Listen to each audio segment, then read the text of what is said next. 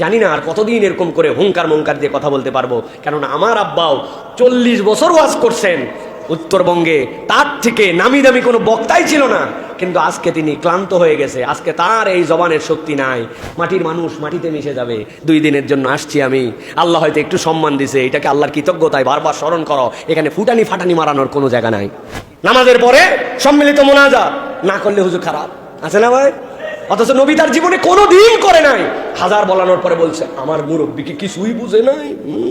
আছে না মিলাদ কিয়াম অমুক তমুক, এইগুলা নিয়ে আমরা এখন পর্যন্ত ইসলামের সঠিক রাস্তায় উঠতে পারি নাই। আর এই লোক নাকি আহা আবু জেহেল নিয়ে গান গায়, হায় রে আবু জেহেল তোর কপাল মন্দ, নবীরে দেখিয়া ইমান আনতে পারলি না। ভন্ডামো মারান আপনি মিয়া। আপনি নবীর সুন্নতের বর্ণনা দেওয়ার পরেও আপনি সুন্নত গ্রহণ করতে পারেন নাই, আপনি আবার আবু জেহেলের ইমান নিয়ে কান্নাকাটি করেন। ভন্ডামো। দুনিয়াতে একটা আমল আছে, যে আমল করার পর আপনি গ্যারান্টি দিতে পারবেন যে আল্লাহ তোমার এইটা কবুল করা হয়েছে। নবী এই গ্যারান্টি দিয়ে গেছেন। কি বলেছেন নবীজি? নবীজি বলছেন আল কালিমাতু তাইয়্যিবাতু সাদাকা। বান্দা তুমি আল্লাহর রাস্তায় যদি একটা পবিত্র কথা বলো, এটা 2টা ব্যাখ্যা। একটা হচ্ছে কালিমাতু তাইয়্যিবা মানে লা ইলাহা ইল্লাল্লাহ, আরেকটা হচ্ছে বান্দা বান্দার সাথে যখন কথা বলে তখন দিল থেকে সন্তুষ্ট হয়ে হাসি মুখে আনন্দ চিত্তে যদি তার সাথে কথা বলে, এই হাসি মুখে কথা বলাটা আল্লাহর কাছে একটা কবুল সাদাকা হিসেবে লেখা হয়ে যাবে। কেমন আছেন ভাই আপনি? আসি ভাই, আসি, ভালো আছি। এটা একটা বলা। আরেকটা হচ্ছে কেউ বলেছে কেমন আছেন ভাই, আপনি হেসে দিয়ে বলছেন। সবসময় তো হাসি মন থেকে আসে না, বইয়ের সাথে গন্ডগোল করে আসেন, হাসবেন কেমনে? কিন্তু আপনি মনে করছেন যে আল্লাহ নবী আমাকে বলতে বলছেন, আপনি দাঁতটা বের করে আলহামদুলিল্লাহ ভাই ভালো আছি। এই যে আপনি কষ্ট করে হেসে দিয়ে কথা বললেন, আপনার হাসি মুখটা আল্লাহর কাছে একটা কবুল সাদাকা হিসেবে লেখা থাকে। আর নবীজি বলছেন একটা কবুল সাদাকা যদি কারো আমল নামায় থাকে, ওইটা তার জাহান্নাম থেকে মুক্তির কারণ হয়ে যেতে পারে। আল্লাহ নাজাত দেওয়ার ওসিলা খুঁজে ওইটাকে গ্রহণ করে নিতে পারেন। আমাদের কি যে ভাব হয়েছে ভাই, মানুষের সাথে আমরা সুন্দর করে কথাটুকুও বলি না, কি যে একটা বাপ আমাদের, বাপরে বাপ কি হনুরে, এরকম একটা মুড আছে না? কোন মাদ্রাসায় পড়িস তুই? ওই ছোট মাদ্রাসা, ছাত্র কত 150 জন, আমরা 2000। মাদ্রাসার গরম আছে না? আপনি কোন জায়গার খতিব? ও থানা লেভেলের। আমি ঢাকার জুমা কমপ্লেক্সের খতিব। বাপ আছে না, আমার জুমাতে 9টার আগেই মুসল্লি ফুল হয়ে যায়, আপনার মসজিদে কয় আমার 1টার পরে। ভাই ওনার সাথে আমার কথা বলার কি আছে না ভাই? ভালো করে বিশ্লেষণ করে রাখেন, আপনার এরকম করে কেউ বলবে না ভাই আমাদের অবস্থা এরকম হয়েছে। আমি বলি আমি অহংকারী না, আমি বলি আমার মনটা আমি বিনয়ী করছি, কিন্তু আচরণ দ্বারা প্রকাশ পায় যে আমাদের অন্তর ঠিক হয় নাই। ঠিক কিনা? আমরা হুজুরদের মধ্যে ঝামেলা, আমরা হুজুরদের মধ্যে ঝামেলা। বক্তা ওয়াজ করতে গেছে, তার জামা কাপড় গেট আপ টুপি পোস পাস ডান বাম পাইক পেয়াদা পিএস এপিএস সিপিএস বিপিএস, আরে বাপ, লোকজন দেখা পর্যন্ত করতে পারে না, তার সাথে আলাদা ভাব আছে না ভাই? এইসব আলগা ভাব নিয়ে খেলাম। মাটির মানুষ মাটিতে মিশে যাবে।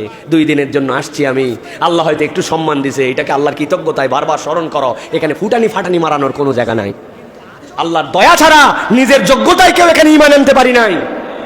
আপনার বাড়ির ধারে খবর নিয়ে দেখেন, দাদা হিন্দু, বাপ হিন্দু, ছেলে হিন্দু, নাতি হিন্দু, 100 বছর পাশে আছে, ঈমান আনতে পারে নাই, আর তার পড়শিকে আল্লাহ আপনাকে বিনা কারণে ঈমান দান করছেন। ঠিক কিনা?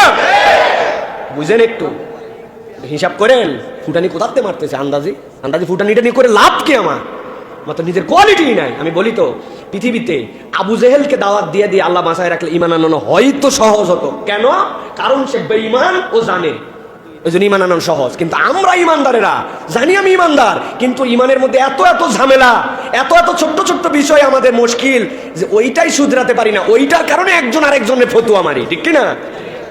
পাঞ্জাবি গোল হবে না ফাড়া হবে, এগুলো অবশ্য এখন কমে গেছে। টুপি কয় করলি হবে না বিনা করলি হবে, উঁচু হবে না নিচু হবে, কত ধরনের, হাত তুলবে না তুলবে না, আমিন বলবে না ফাতিহা পড়বে না, কত ক্ষুদ্র ক্ষুদ্র ফুরুই মাসালা, মিলাদ কিয়াম অমুক তমুক, এইগুলা নিয়ে আমরা এখন পর্যন্ত ইসলামের সঠিক রাস্তায় উঠতে পারি নাই। আর এই লোক নাকি আহা আবু জেহেল নিয়ে গান গায়, হায় রে আবু জেহেল তোর কপাল মন্দ,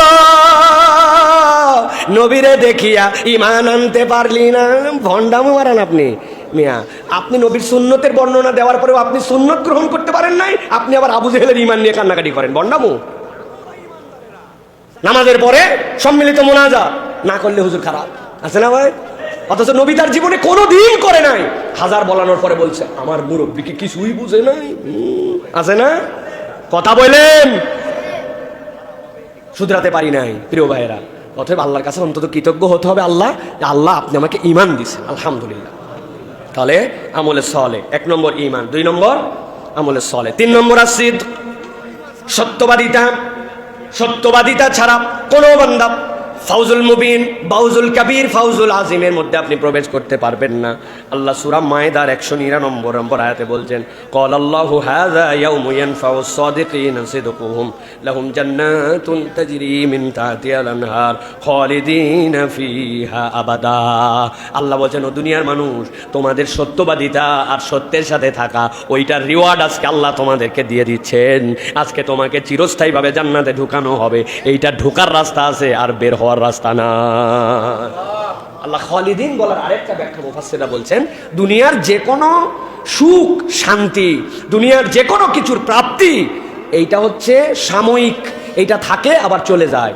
আজকে আমার যে দাপট দিয়ে কথা বলতেছি, জানি না আর কতদিন এরকম করে হুঙ্কার মুঙ্কার দিয়ে কথা বলতে পারবো। কেননা আমার আব্বাও 40 বছর ওয়াজ করছেন উত্তরবঙ্গে, তার থেকে নামি দামি কোনো বক্তাই ছিল না, কিন্তু আজকে তিনি ক্লান্ত হয়ে গেছে। আজকে তার এই জবানের শক্তি নাই।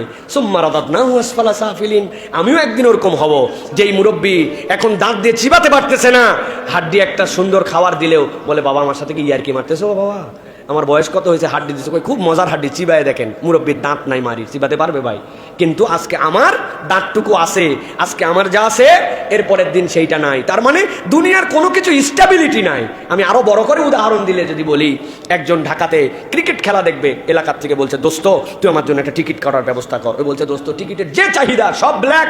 বলছে ঢাকায় থাকিস তুই, কিসের ঘোড়ার ডিম ঢাকায় থাকিস, তোর যদি দাপটই থাকে একটা টিকিট ম্যানেজ কর। তোমার প্রেস্টিজের মধ্যে লাগছে, ও একটা টিকিট নিয়ে খবর দিছে যে ভাই 500 টাকা টিকিট 2000 টাকা চাই। বলে নিয়ে ফেলা, কোনো ব্যাপার না। আব্বা যখন বাড়িতে থাকবে না তখন 2 মণ ধান সাইড করলেই টাকা বাড়াই যাবে। 2000 টাকা টিকিট নিয়ে ঢাকায় খেলা দেখতে আসছে। দুপুর 2টায় খেলা, সকাল 10টায় লাইন। ভিতরে ঢুকছে, এরপর আনন্দ ফুর্তি, 4 ছক্কা সব দেখছে। এরপরে ম্যাচ প্রেজেন্টেশন দেখছে, দেখে সেই জায়গায় ম্যান অফ দ্য ম্যাচ দেওয়া দেখছে। সব দেখা শেষ। এখন দোস্ত বলছে চল বাড়ায় যায়। বলছে বাড়াবো মানে 500 টাকার টিকিট 2000 টাকা দিয়ে কাটছি, বেটা খেলা দেখছি কেবল, আগামীকালকে খেলা দেখে তারপরে বাড়াবো। এবার বুঝে থাকলে বলেন তো ভাই, যে এই লোক যদি তেরামি করে আর যদি বলে আমার দেশ, হ্যাঁ আমার শহরের রাজধানী, আমার টিকিট, আমার দল, অতএব আমি ভাই আগামীকালকে খেলা দেখে বাড়াবো, পুলিশ বলবে সোজা বাড়ালে বাড়া, না হলে একদম তেলতেলা করে বের করে দিবে, ঠিক কিনা ভাই? তার মানে আপনার দেশ, আপনার টিকিট, আপনার দল হওয়ার পরেও আপনার আনন্দটুকু স্থায়ী নয়।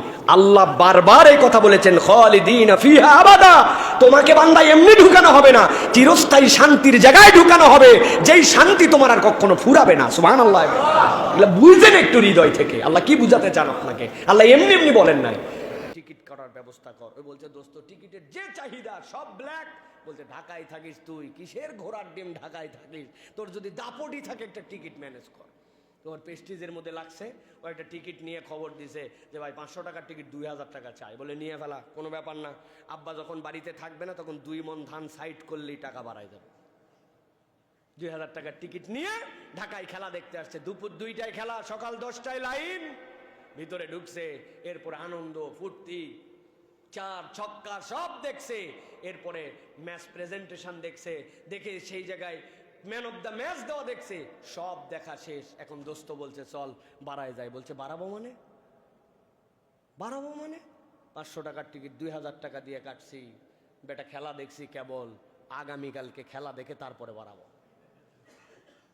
এবার বুঝে থাকলে বলেন তো ভাই, যে এই লোক যদি তেরামি করে আর যদি বলে আমার দেশ, হ্যাঁ আমার শহরের রাজধানী, আমার টিকিট, আমার দল, অতএব আমি ভাই আগামীকালকে খেলা দেখে বাড়াবো, পুলিশ বলবে সোজা বাড়ালে বাড়া, না হলে একদম তেলতেলা করে বের করে দিবে, ঠিক কিনা ভাই?